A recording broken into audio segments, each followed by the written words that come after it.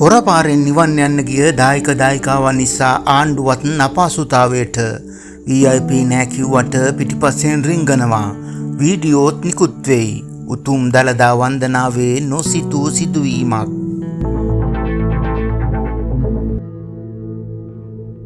උතුම් දළදා වන්දනාවේ 5 වන දිනය අදයි. තවමත් ලක්ෂ ගණනින් සදහැවත් බෞද්ධ ජනතාව දළදා වහන්සේ වැඳ පුදා ගැනීම සඳහා කිලෝමීටර් ගණන් දුර පෝලිම් වලට එක්වෙමින් සිටිනවා.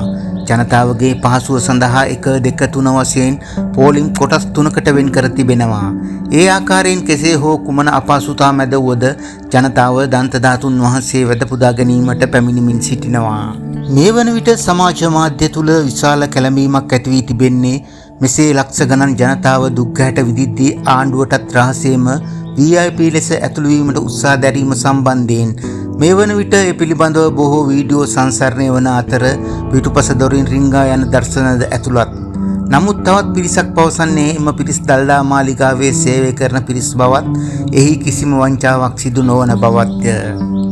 කෙසේ නමුත් තවත් පිරිසක් පවසන්නේ වසර 16කට පසු ජනපතිවරයා සහ වත්මන් ආණ්ඩුව ජනතාවට ලබා දුන් මෙම ඓතිහාසික අවස්ථාව මඩ දේශපාලනය සඳහා යොදා නොගන්නා ලෙසයි. ඇත්තටම Facebook එකේ හැමතැනම පෝලිම් පනිනවා VIP කිය පෝස්ට් වෙනවා.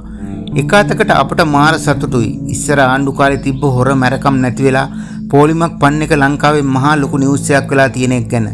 ඒ කියන්නේ පරණ දූෂිත දේවල් නැති වෙලා මේ වගේ පොඩි දේවල් මාධ්‍යවල ලොකුවට කතා කරන තරම් රට හැදිලා සිස්ටම් චේන්ජ් වෙලා ඒ ගැන සතුටුයි. ජනාධිපතිගේ අම්මට දුක් විඳගෙන පොලිමේ යන්න පුළුවන් නම් අනිත් අයට බැරි වෙන්න බෑනේ යනුවෙන් තවත් පිරිසක් පවසනවා.